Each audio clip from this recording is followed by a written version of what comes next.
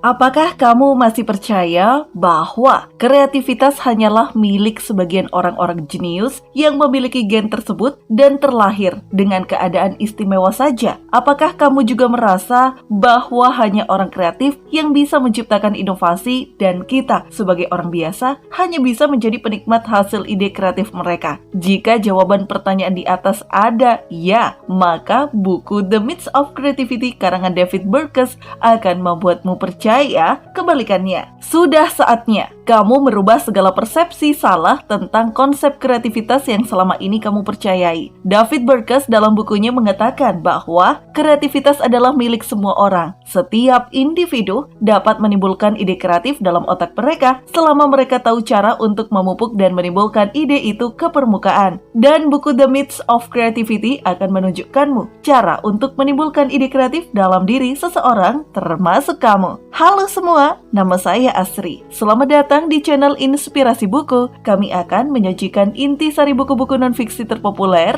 agar kalian yang tidak punya waktu dan dana untuk membaca tetap bisa mendapat ilmu terbaik untuk digunakan dalam kehidupan. Seperti yang Mahatma Gandhi ungkapkan, hiduplah seakan kamu akan mati besok dan belajarlah seakan kamu akan hidup selamanya. Silahkan subscribe dengan klik icon pojok kanan bawah ya, agar kami bisa terus semangat sharing ringkasan buku terbaik untuk level up hidupmu. Selama ini, orang umum percaya bahwa ide kreatif adalah buah pemikiran dari orang-orang jenius dan istimewa saja. Mereka terlahir untuk menjadi bagian dari pencipta inovasi, sedangkan kita sebagai orang biasa hanya bisa menjadi penikmat saja. Namun, David Burkus mendobrak kepercayaan ini dan menyampaikan bahwa setiap orang bisa menjadi kreatif. Ada hal-hal yang bisa kita lakukan untuk menimbulkan ide kreatif dalam diri kita tanpa harus menunggu orang kreatif yang melakukannya. Burkus bahkan membuka beberapa fakta menarik yang tak banyak orang tahu untuk mendukung teorinya ini. Beberapa orang terkenal seperti Isaac Newton dan Thomas Edison yang kita percaya menemukan gaya gravitasi dan lampu, ternyata juga tidak serta-merta melakukannya seorang diri. Ada proses yang menyertai pencapaian mereka, dan proses inilah yang kita juga bisa melakukannya untuk bisa menjadi versi kreatif kita sendiri. Lalu, jika kita mau pelajari hal ini, apa manfaatnya untuk kehidupan kita? Dengan menyadari bahwa kreativitas bukannya milik sebagian orang tertentu saja, kita bisa mencoba menciptakan hal baru yang hanya kita yang dapat melakukannya. Dengan begitu, kesuksesan dalam hidup pun bisa dicapai. Lalu, apa saja yang perlu kamu lakukan untuk mencapai titik ini? Mari kita simak poin-poin pembahasan buku The Myths of Creativity karya David Burkus di bawah ini untuk mengetahuinya. Pertama, kreativitas bukanlah hak eksklusif orang-orang tertentu saja. Pernahkah kita berpikir kenapa orang bisa menjadi kreatif? Mungkin sebelumnya kita hanya percaya bahwa memang ada orang kreatif yang bisa memiliki ide yang out of the box, atau lebih ekstrimnya lagi, kita percaya bahwa mereka lahir dengan gen kreatif tersebut dan ide datang kepada mereka secara tiba-tiba bak hujan di siang bolong. Tapi pada kenyataannya, semua ini adalah salah. Uji saintifik bahkan sudah membuktikan bahwa gen bukanlah penyebab seseorang menjadi kreatif. Bahkan penelitian pada otak Einstein membuktikan bahwa tidak ada struktur khusus dari otak Einstein yang membuatnya menjadi jenius. Bahkan otak Einstein pun tergolong berukuran kecil. Sayangnya, walaupun sudah banyak pembuktian bahwa gen tidak mempengaruhi proses kreatif seseorang, perusahaan di Amerika tetap membedakan peraturan antara orang yang bekerja di industri kreatif dan tidak. Padahal, pembatasan yang mereka lakukan ini malah akan menghambat individu yang mereka percaya sebagai non-kreatif untuk menciptakan hal-hal baru yang dapat membantu perkembangan perusahaan. Tapi, ada pula yang sudah menerapkan pembebasan kreativitas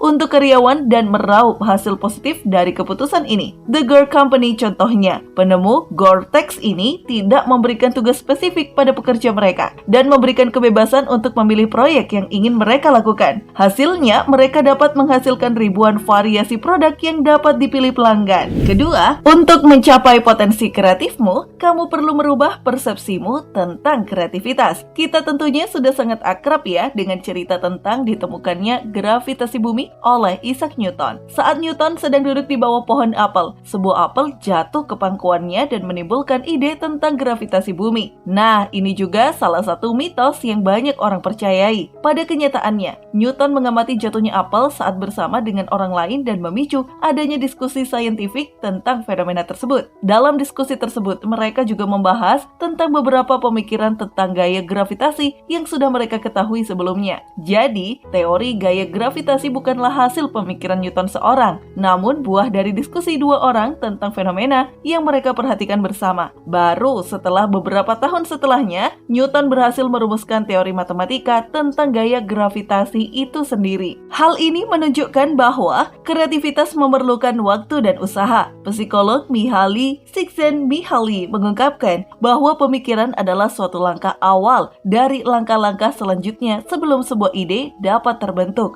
Oleh karenanya, ide adalah hasil dari pemikiran dasar yang sudah terbentuk di awal sebagai pondasi dan dibiarkan untuk berkembang selama beberapa waktu tertentu. 3. Memberi waktu dan mengerjakan hal yang kamu sukai dapat menimbulkan ide kreatif. Dalam industri kreatif, seorang atasan yang memerintahkan bawahannya untuk menciptakan hal yang kreatif adalah hal yang biasa. Namun, apakah dengan satu perintah saja suatu ide kreatif akan bisa muncul? Lalu bagaimana agar kreativitas dapat lebih mudah tercipta? Jawabannya adalah dengan menerapkan democratic organizational structure. Dengan menerapkan sistem ini, atasan membebaskan para pekerjanya untuk melakukan proyek yang menurut mereka dapat membantu perkembangan perusahaan. Hal ini pula lah yang diterapkan oleh Ricardo Semler pada Semco. Di tahun 2003, Semler mewarisi Semco yang saat itu diambang kebangkrutan dari ayahnya. Dia membubarkan semua sistem yang sudah berjalan dan merubahnya menjadi democratic organizational structure. Karyawan dibebaskan untuk melakukan proyek yang mereka inginkan dan hasilnya, voila, di 2003 mereka merayakan 10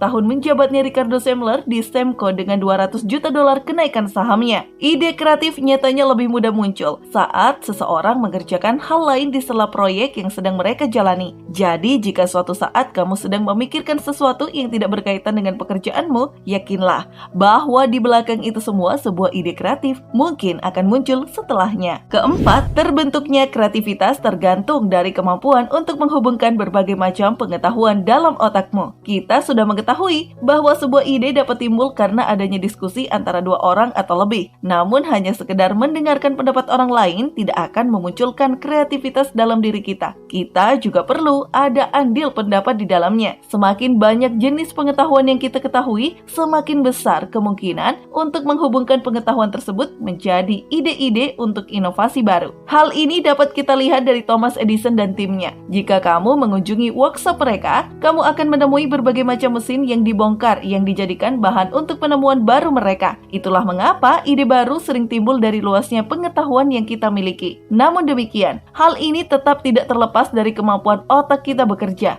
Ingatkah kamu tentang otak Einstein yang tidak berbeda dengan otak manusia pada umumnya? Penjelasan ini hanya menguatkan tentang tidak adanya keterkaitan gen dengan kreativitas. Lain halnya dengan kemampuan otak. Pakar neuroscience menemukan bahwa otak seseorang yang kreatif memiliki kemampuan lebih untuk menghubungkan ide yang ada di dalam gray matter. Sedangkan white matter sendiri memiliki tugas sebagai penghantar informasi dalam otak. Oleh karenanya, orang kreatif memiliki lebih banyak white matter dalam otaknya, sehingga mereka bisa menghubungkan informasi dengan lebih kreatif. Tapi white matter tidak berhubungan dengan gen sama sekali. White matter bisa bertambah banyak seiring dengan intensitas penggunaannya. Jadi, jika kamu ingin menjadi seorang yang kreatif, maka kamu harus lebih sering melatih pemikiran kreatif yang ada dalam otakmu. Kelima, kreativitas seringkali timbul saat keadaan terdesak. Selain dengan kebebasan untuk bekerja, inovasi juga dapat timbul dalam keadaan terdesak. Seringkali hambatan yang kita hadapi dalam pencarian ide malah bisa memicu ide yang lebih baik lagi untuk datang. Perusahaan sering terjebak dalam pemahaman bahwa proses brainstorming dengan mengumpulkan sejumlah orang bersama untuk mendapatkan inovasi dapat membantu terciptanya ide baru. Sayangnya, proses ini hanya akan berhasil untuk menghasilkan segelintir ide saja, sedangkan sisanya hanya akan sia-sia. Daripada melakukan hal ini, mencari pokok permasalahan, mencari pengetahuan dasar yang berhubungan dengan hal tersebut,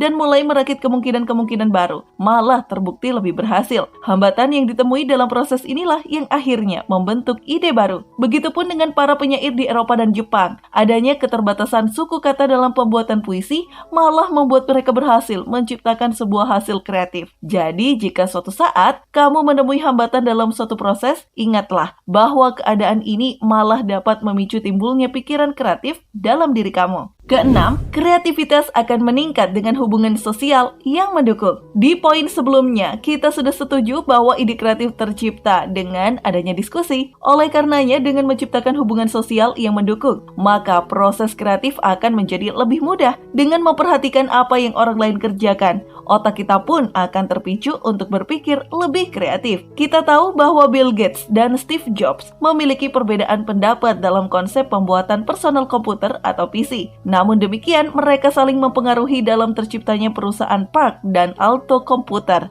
Jobs melihat Alto saat tur bersama di perusahaan Park yang menginspirasinya untuk menciptakan hal serupa untuk Apple. Sedangkan Gates mendapat inspirasi untuk pembuatan versi awal Apple setelah bekerja untuk Jobs selama waktu yang singkat. Untuk itulah, dalam proses pemikiran kreatif akan lebih baik berkumpul dengan orang-orang dengan pengetahuan yang beragam daripada bekerja dan berpikir sendirian. Baiklah, sebagai kesimpulan, dari proses penciptaan ide kreatif yang perlu kita pahami adalah: pertama, kreativitas bukan milik orang tertentu saja. Kedua, ubah persepsi kreativitas dengan semua orang bisa jadi kreatif. Ketiga, kreativitas butuh waktu dan usaha untuk terbentuk. Keempat, kemampuan otak perlu dilatih untuk selalu berpikir kreatif. Kelima, keadaan terdesak dapat memicu timbulnya ide kreatif. Dan yang keenam, berkumpul dengan lingkungan sosial yang beragam bisa merangsang kreativitas kita. Silahkan komen di kolom komentar poin penting apa yang sudah kalian pelajari dari buku ini, serta komen pula buku apa yang kalian ingin kami review di video berikutnya. Jangan lupa ya menerapkan apa yang sudah kalian pelajari dan subscribe agar tidak ketinggalan dengan review buku non-fiksi populer yang kami sajikan. Sampai jumpa di video selanjutnya. Bye!